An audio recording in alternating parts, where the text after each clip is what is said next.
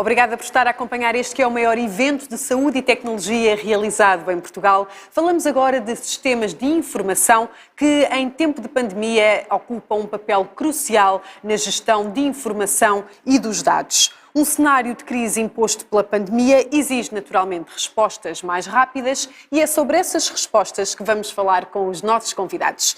Passo a apresentar Bruno Trigo, diretor de Sistemas de Informação dos Serviços Partilhados do Ministério da Saúde, Pedro Pinto Leite, chefe de Divisão de Epidemiologia e Estatística da Direção-Geral de Saúde, e Baltazar Nunes, da Unidade de Investigação Epidemiológica do Instituto Ricardo Jorge. Muito bem-vindos. Bruno Trigo, comece por si. Ao nível do tratamento dos dados, o que é que foi feito e desenvolvido em Portugal e, neste caso concreto, pelos serviços partilhados do Ministério da Saúde? Olá, boa tarde Sandra, obrigado pela questão, obrigado pelo convite e cumprimentos aos meus colegas de mesa redonda e a todos que nos estão a ver. Os serviços partilhados do Ministério da Saúde foram desenvolvendo ao longo deste ano e alguns meses de pandemia, foram desenvolvendo e entregando alguns sistemas no âmbito de sistemas de informação de Business Intelligence para providenciar alguma informação, ou muita informação, sobre o que estava a acontecer tanto a nível de pandemia como algumas matérias relacionadas. Eu trouxe uma apresentação, não sei se nós podemos passar. Vamos a isso. Portanto, a apresentação chama-se Covid-19 Analytics.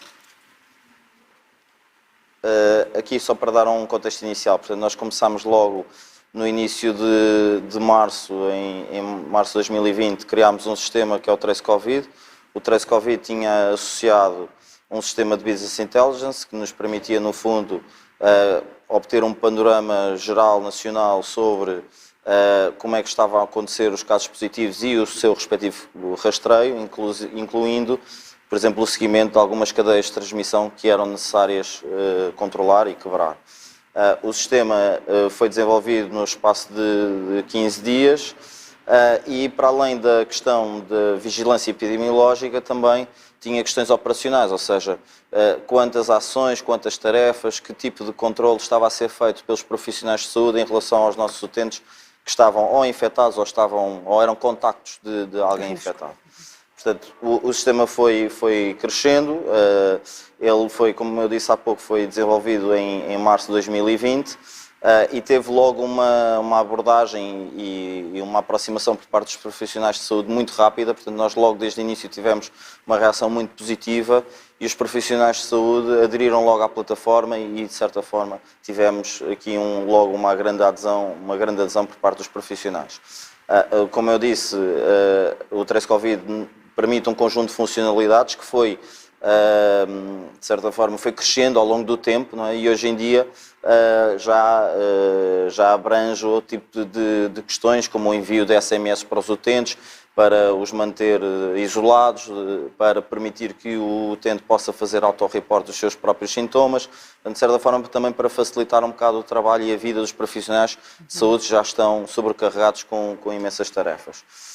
Depois, em termos do Trace Covid, em termos de sistemas de informação, ele está integrado com um conjunto de outros sistemas de informação. Por isso é que nós gostamos de falar que não é só um sistema por si, é um ecossistema de várias informações, de um circuito e de um processo de informações, no fundo, que enriquece o que é aquele sistema em si. Não é? No fundo, nós integramos com a área do cidadão, integramos com o SINAF, que é onde vêm os resultados positivos, e integramos com o RNU para aferir o RNU ao nosso Registro Nacional de Utentes, portanto, para aumentar a qualidade da informação sobre aquele utente, nomeadamente para obter os seus contactos, e depois, como sabem, recebe também a informação dos contactos que são feitos para o SNS 24, de pessoas que reportam sintomas ou que indicam que foram contactos de algum caso positivo.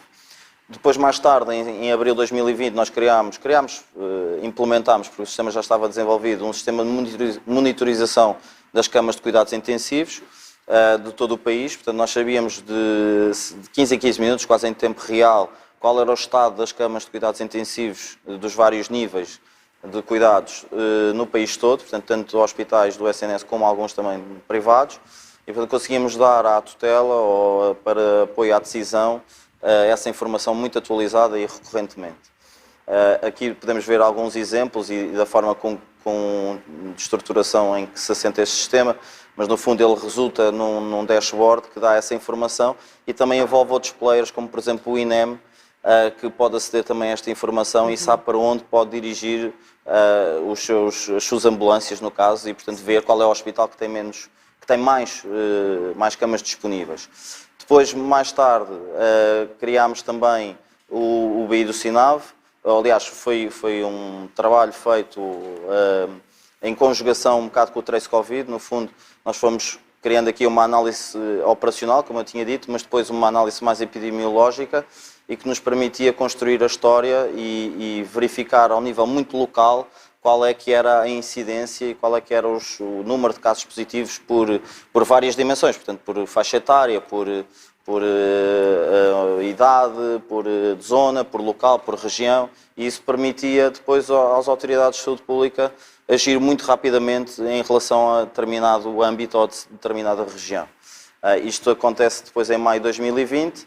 Nós, em agosto de 2020, como eu estava a dizer, criámos o BI SINAV, que no fundo assenta numa plataforma de BI em cima do que é o SINAV. O SINAV é um sistema de notificação obrigatória epidemiológica. Depois o Pedro pode dar mais alguma informação sobre isso. Mas no fundo foi conjugar um conjunto de informação que reside no SINAV, trabalhá-la, melhorar a sua qualidade e conseguir dar indicadores mais fiáveis e mais finos e com mais detalhe e no fundo também ajudar no que era uma tarefa diária da DGS e continua a ser, que é o boletim diário que é publicado todos os dias, não é? Que dá a informação sobre os casos positivos, o número de novos casos positivos e casos acumulados, sobre o que é esse sistema do SINAV. Portanto, isto foi digamos, uma quarta iteração. Nós depois, aqui podemos ver alguns dashboards que dão esta informação com mais detalhe. Depois este trabalho também foi feito em conjunto com o INSA, que também nos ajudou num conjunto de outros indicadores. E depois, numa última fase, já avançámos para o que já é mais conhecido hoje em dia, que é a matriz de risco, algo que nós também trabalhamos e que devolvemos esses indicadores. Alguns indicadores, depois o professor Baltazar também poderá detalhar, não vou agora entrar nessa questão, mas que no fundo dirimos sobre as taxas de incidência e portanto sobre o risco que nós temos em determinadas regiões e no país inteiro, não, no fundo. E agora nos últimos meses temos trabalhado no que é a efetividade. O professor Baltazar também certamente falará um pouco sobre isso e com muito mais propriedade do que eu, mas temos trabalhado sobre o que é a efetividade da vacinação e também no sistema próprio de vacinas. Temos um sistema de Business Intelligence sobre vacinas que no fundo é o que dá hoje em dia os dados todos os dias do número de vacinas inoculadas, também por faixa etária, por região, etc. E portanto todos estes indicadores, há indicadores que são muito visíveis, ou seja, muito absolutos, mas há uma panóplia, um conjunto de outra informação que é indicadores calculados, que já não é só uma questão técnica, não é? Precisa de muito conhecimento do negócio, dos meus colegas de painel, e sem esse conhecimento depois tecnicamente também não é possível avançarmos de forma correta. Portanto, só a conjugação destes dois tipos de conhecimento, tanto funcional como técnico, é que é possível nós desenvolvermos estes sistemas.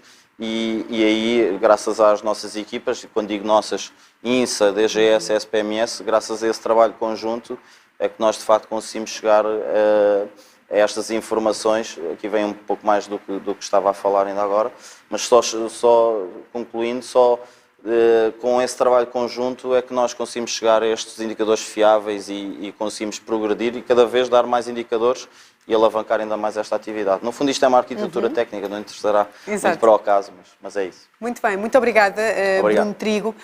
Pedro Pinto Leite, em que medida é que estes sistemas vêm ajudar no controle da pandemia? Vieram ajudar no controle da pandemia e vieram também aqui permitir uma centralização da informação e depois respostas para tantas questões que se levantaram, não é? Sim, exatamente. Portanto, esta pandemia trouxe enormes desafios. Estamos a falar da maior pandemia do século e efetivamente, os sistemas que nós tínhamos não eram robustos o suficiente para um volume tão grande de dados e traduzido também em notificações, especialmente no SINAV. E, efetivamente, existem muitas vantagens e também algumas desvantagens, e se calhar também vou explorar um bocado isso. Mas sim, o facto de ter sido centralizado e se compararmos isto com outros países na Europa, constitui efetivamente uma vantagem, o facto de ser centralizado e se calhar também podia fazer a apresentação. Sim, e posso falar um bocado sobre isso. Sim, vou só pedir, Bruno, que entregue, exatamente, só para que o Pedro possa fazer a sua apresentação e detalhar um pouco mais este tema dos sistemas de informação. Muito bem. Eu trago aqui 3 mensagens. Portanto, a primeira mensagem é que, efetivamente, sistemas centralizados, como estávamos a falar, como o SINAV, o Trace Covid ou o SICO, que permitiram-nos ter uma adaptação rápida em tempo de pandemia e que também tem uma abrangência mais alargada, portanto, universal, permite-nos uma vigilância, o que nós chamamos de vigilância universal, portanto, todos os casos, e também permitir-nos algum controle sobre a qualidade dos dados e a ligação dos dados, que depois é importante, entre os diferentes sistemas, para obtermos outro tipo de informação. Queria também deixar que a importância dos sistemas centralizados aqui também se deve a um aspecto que nos pareceu muito importante e que é uma lição da pandemia, que é o facto de haver uma base legal para estes sistemas. Portanto, o que caracterizam estes sistemas é que também ter um fundamento legal muito claro, nacional. Portanto, em todos os contextos, todos os médicos são obrigados, por exemplo, do continente e das regiões autónomas, são obrigados à notificação no SINAV, por exemplo. E esta centralização é no fundo, um reflexo também dessa obrigação legal. O mesmo também acontece com as entidades laboratoriais. Queria dar um exemplo contrário, portanto, uma desvantagem que nós temos num sistema como a vacinas, por exemplo, onde ele não tem um suporte legal que no fundo o obrigue a esta notificação a nível nacional e, portanto, acaba por haver... Temos de ir buscar a outras fontes os dados que conseguimos obter com estes sistemas mais centralizados. A centralização dos sistemas, que foi fundamental no controle da pandemia, também traz-nos como vantagens a uniformização de procedimentos. Podemos mais facilmente determinar como é que os dados vão ser recolhidos e o que é que deve ser recolhido. Permite-nos também, e aqui muito em conjunto também com o INSA e com a SPMS, fazer atualizações dos sistemas rapidamente. Portanto, identificamos um problema e nós, em conjunto, vamos alterando o sistema.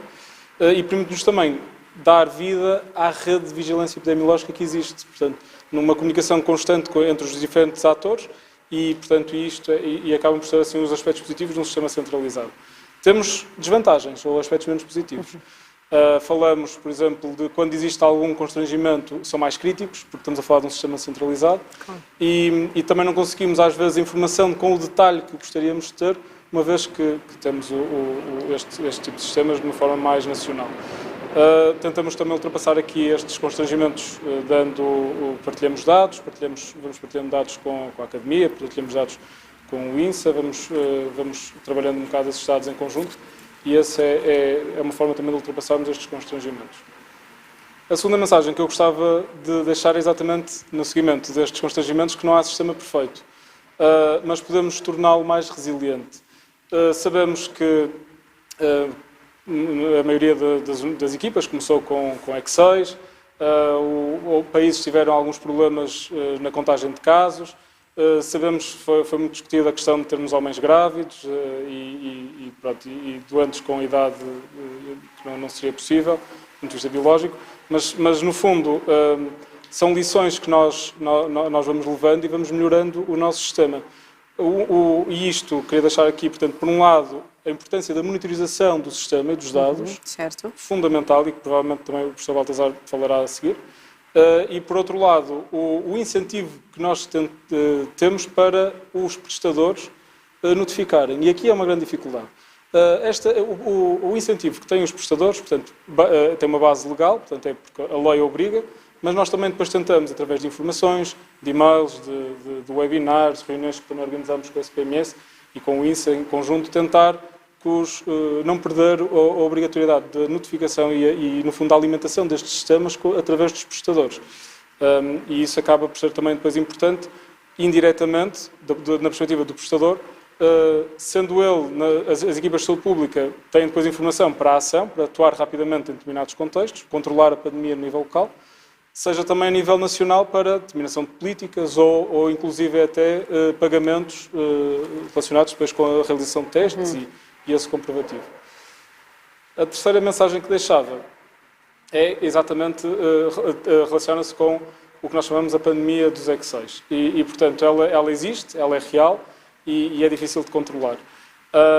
Nós podemos desenhar o sistema perfeito do ponto de vista teórico, o utilizador vai arranjar sempre uma forma de cortar caminho, de ir pelo caminho mais simples, e nós aqui temos de os envolver também, e acho que temos também feito isso, é uma característica destes sistemas, tentar envolver o mais possível os utilizadores, mas isto acontece e é difícil de ultrapassar. Existem sistemas que têm uma arquitetura complicada, portanto, já vinham de trás, portanto, também não nos permitiu ultrapassar todos os constrangimentos inerentes a esses sistemas. Criaram estes sistemas, as equipas tiveram que criar muitas vezes os seus próprios sistemas e isto constitui um constrangimento relativamente a este ponto. Também temos protocolos, dezenas de protocolos que temos feito com diferentes parceiros na perspectiva da Covid Analytics. Portanto, tentar aqui cruzar vários sistemas de informação, informação dispersa por todo lado, porque o utilizador muitas vezes sente que vai preencher uma notificação, por exemplo, e aquela informação podia ter sido recolhida de outro tipo de sistema. E, portanto, a ideia aqui é tentar cruzar ao máximo os sistemas para depois também conseguirmos um sistema único ou tentar aproximar a um produto único com qualidade. Deixava então aqui 3 mensagens de futuro. Portanto, a primeira, que estas lições que nós aprendemos para o sistema de informação, especialmente no SINAV, e um apelo para que se continue a apostar na modernização dos sistemas, investimento nos sistemas como eles existem, e que eventualmente existem outros sistemas que deram uma resposta a curto, médio prazo, e que eventualmente depois agora também temos de pensar no futuro deles, portanto, na resposta que eles podem dar a longo prazo, e integrar estes sistemas no que são os sistemas que têm por base a legislação. Um segundo ponto é, portanto, para lá da análise humana dos dados, termos uma análise em outras camadas que nós já fazemos com o SIC, portanto, com o sistema de certificados de óbito, o sistema de informação de certificados de óbito, por exemplo, e que temos tido algum sucesso com este tipo de análise, e preparar para a próxima pandemia. Portanto, esta preparação para a próxima pandemia passará por eventualmente aqui um chapéu, um sistema de vigilância chapéu de vários sistemas de informação, que consiga integrar e fazer ligação de vários dados, e também integrar, portanto, não só nesta perspectiva da vigilância baseada em indicadores, que nós temos falado aqui, portanto, as notificações de doenças de notificação obrigatória, os internamentos dos hospitais, a prescrição de medicamentos, tudo o que também tem sido aqui dito, aliado ao que nós chamamos a vigilância de eventos. Ou seja, existem ferramentas oficiais e não oficiais, como a comunicação social, que nós podemos ver a ocorrência de determinadas palavras que nos possam criar aquilo que nós chamamos um sinal, que deve ser depois, estes sinais devem ser filtrados, devem ser posteriormente analisados, e para depois verificar se constitui ou não uma ameaça de saúde pública, para depois haver a tal análise de risco, o risk assessment, portanto, fazer uma análise de risco, e posteriormente depois encontrar as melhores medidas para controlar esse fenómeno. Muito bem, muito obrigada. Professor Baltazar Nunes, podemos dizer que a pandemia veio acelerar a implementação de sistemas de informação na área da saúde? Boa tarde, obrigado também pelo convite.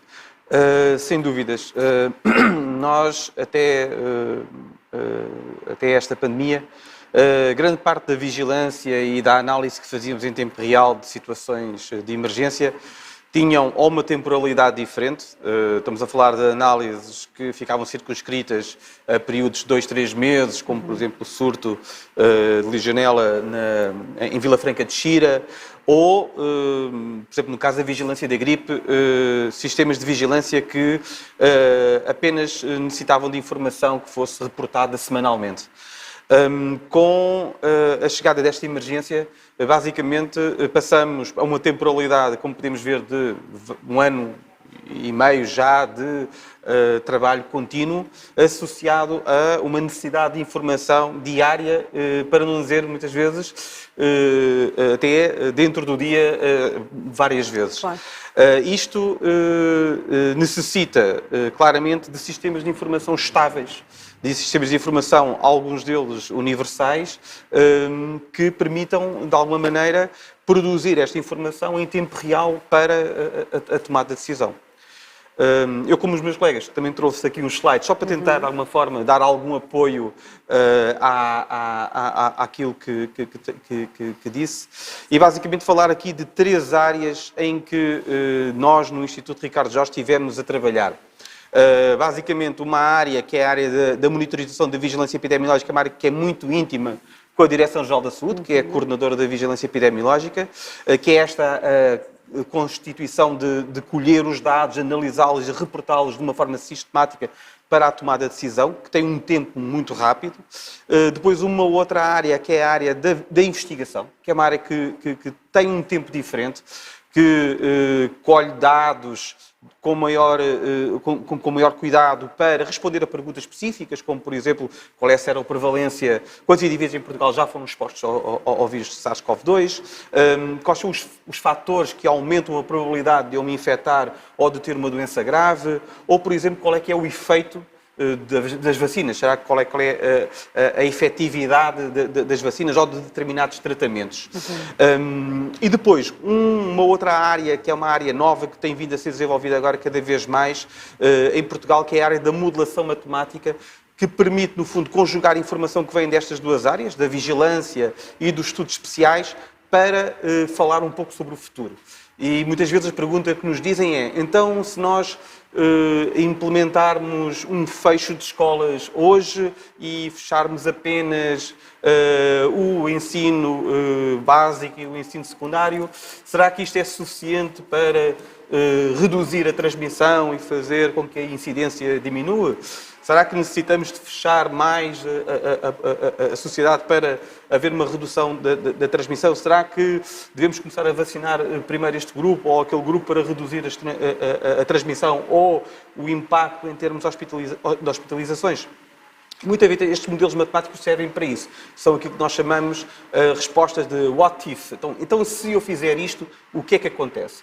Não são previsões, são cenários. Permitem traçar cenários, no fundo. Exatamente, não é? e permitem apoiar a tomada de decisão com vários cenários, várias hipóteses, para perceber qual é que é o caminho, no fundo, a seguir. E uma das coisas que é muito importante é que estes cenários, para serem reais, ou para serem o mais próximos de reais, eles têm que vir beber de sistemas de informação e de informação que seja da melhor qualidade possível e que seja a mais atual possível. E é este o grande desafio de tudo isto. Nós temos muito trabalhado numa informação baseada nos registros de saúde e tem sido de uma riqueza enorme. O SINAV e todos os sistemas que o Bruno falou e que o Pedro também, mas há por vezes algumas lacunas de informação, porque colher informação sobre a população toda, sobre várias variáveis, muitas vezes é difícil e por vezes a qualidade pode não ser a melhor. Por isso, uma das coisas, uns desafios que nós temos vindo a colocar, e que isto talvez seja um desafio até mais para o futuro, é a conjugação de registros de informação nacionais com a colheita direta de informação diretamente às pessoas, com colheitas de amostras de sangue, com inquéritos à população, perguntando de uma forma mais profunda, não na população toda, mas numa subamostra. E permitir que esta informação possa ser ligada aos registros. Este passo, no fundo, trará, por um lado, aquela universalidade e aquela qualidade e aquela informação do Big Data e dos registros nacionais, associado à informação de detalhe que muitas vezes não é possível colher em grandes registros. Claro. Depois, associado a uma componente de análise e de modelação, que é esta a layer, basicamente, em que nós no INSA trabalhamos muito, e o report, que é muito importante nós, de uma forma sistemática, conseguirmos traduzir isso. Eu trago aqui também alguns exemplos do que nós temos estado a fazer. Um deles é este que também já tivemos a falar, o famoso R, que temos estado a estimar, o INSA estima, com dados que são enviados diariamente da Direção-Geral da Saúde, que vêm do SINAB, e que implementamos agora para acesso às autoridades de saúde locais e regionais com os SPMS para estar basicamente a ser calculado em tempo real e neste momento está disponível para, a nível local, do Conselho e das regiões, esta informação. Depois os estudos de efetividade, que são os tais estudos que são feitos num outro tempo, que tem sido um desafio agora muito grande, também trabalhar com os serviços partilhados do Ministério da Saúde e com a Direção da Saúde num data linkage, que é algo que é complexo de fazer, mas é claramente o futuro, que é, no fundo, juntar e ligar numa mesma base de dados informação sobre se o indivíduo tomou a vacina ou não, há quanto tempo que vacina é que tomou e o número de doses que tomou, se o indivíduo tem ou não tem uma infecção confirmada laboratorialmente, por exemplo, no SINAV, se o indivíduo faleceu e se a causa do óbito, por exemplo, é Covid, e se o indivíduo foi hospitalizado e se a causa da hospitalização foi associada ou não a uma hospitalização relacionada com Covid. Cruzar toda a informação, não é? Exatamente. E neste momento as competências técnicas que a SPMS tem já permite fazer isto, e os sistemas de informação já permitem fazer isto. É claro que com imperfeições, mas nós precisamos ter uma mensagem, nós precisamos começar a fazer, que é para começar a corrigir também. Claro. E isto vai nos permitir ter basicamente quase uma coorte da população toda portuguesa e permitir saber, por exemplo, se a incidência nos casos vacinados é menor ou não do que nos vacinados, qual foi a redução e o impacto que a vacinação teve e se existem grupos populacionais em que, por exemplo, a efetividade é menor e, de alguma forma, sinalizarmos essas situações para depois podermos corrigi-las e implementar, por exemplo, outra coisa que é preciso saber agora, por exemplo, se há efeito, se a vacina, a efetividade reduz com o tempo. Por exemplo, nós com este sistema poderíamos monitorizar a efetividade da vacina, se os indivíduos vacinados em dezembro ou em janeiro, se o benefício que têm é menor do que aqueles que foram vacinados mais recentemente.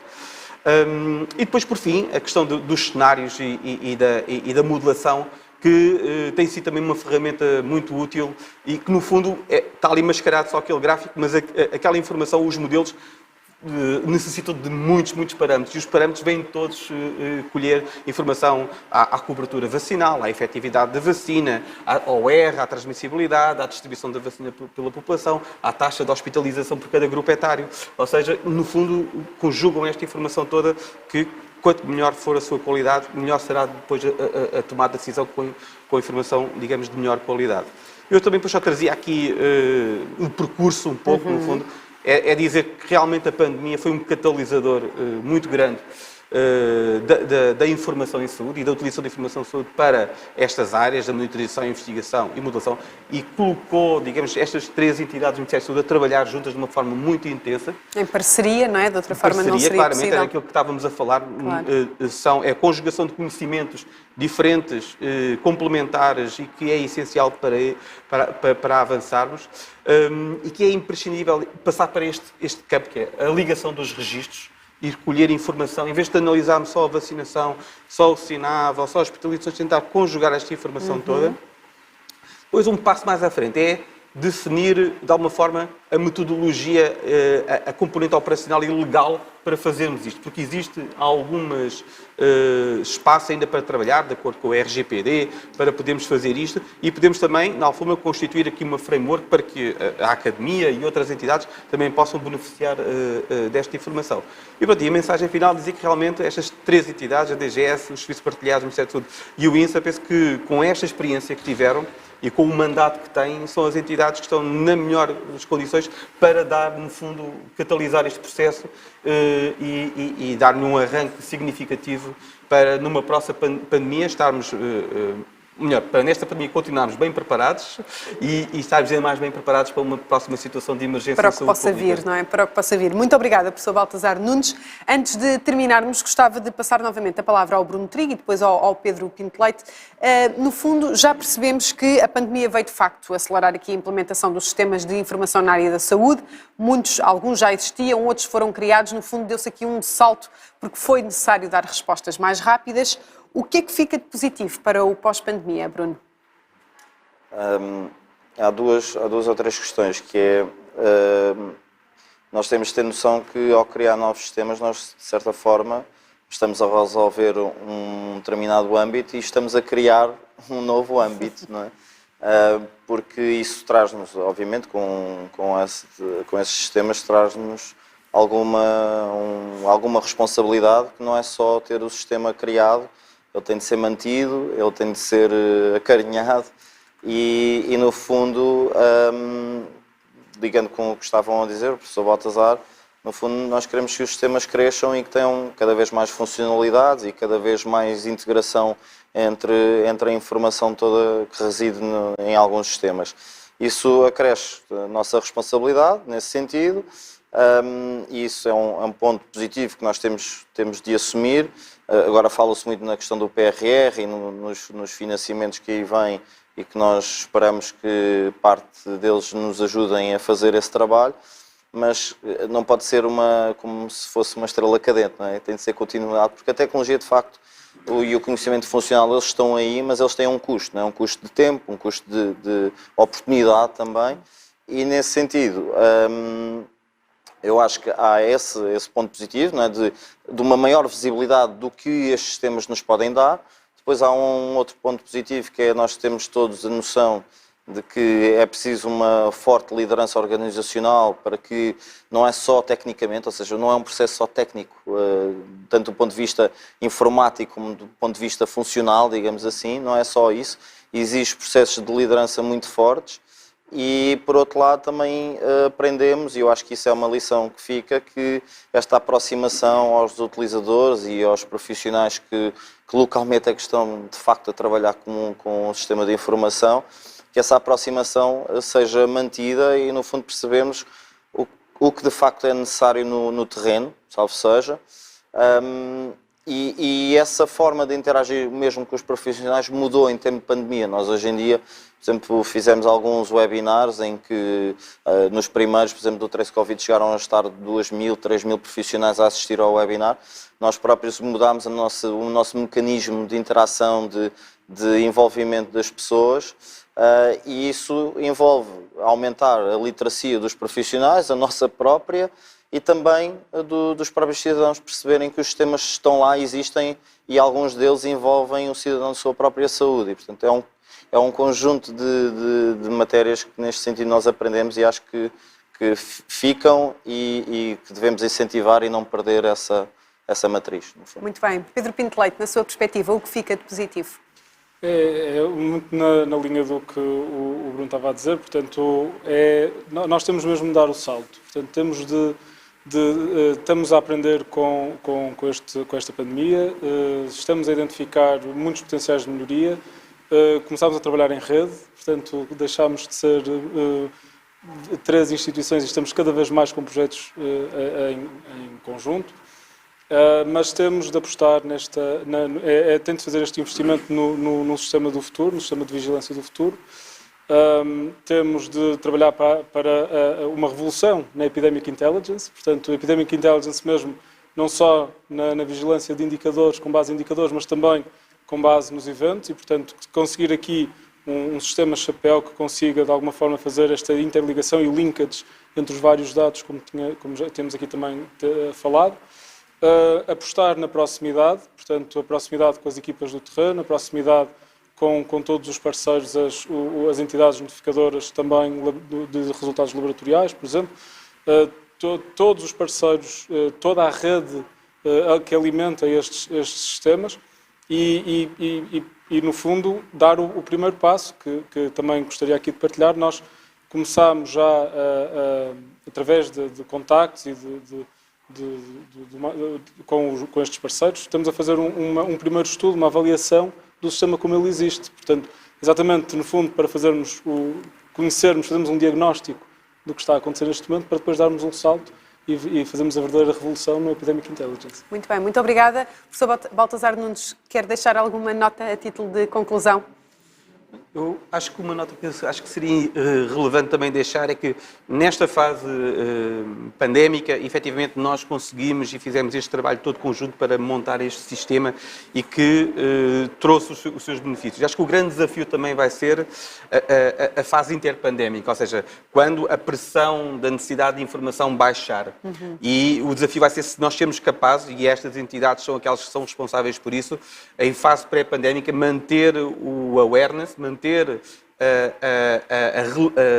ou seja, fazer a advocacia de que é importante manter sistemas destes durante fases pré-pandémicas com o tal early detect de eventos para quando começar uma pandemia, e que nós sabemos quando é que virá uma próxima, que poderá vir com certeza, estarmos preparados, porque muitas vezes estas fases interpandémicas são aquelas que depois degradam estes sistemas. Nós conseguimos e somos capazes de nos mover e de ter motivação para desenvolver os sistemas e pô-los a funcionar durante as pandemias, mas também devíamos ser capazes de manter os sistemas a funcionar nas fases interpandémicas para conseguir uma resposta célere. E de manter esse tal entusiasmo, não é? Que acaba por unir aqui equipas. E vontade política também. E vontade política também, exatamente. Portanto, unir todos os esforços, no fundo, num trabalho que tem que ser de parceria.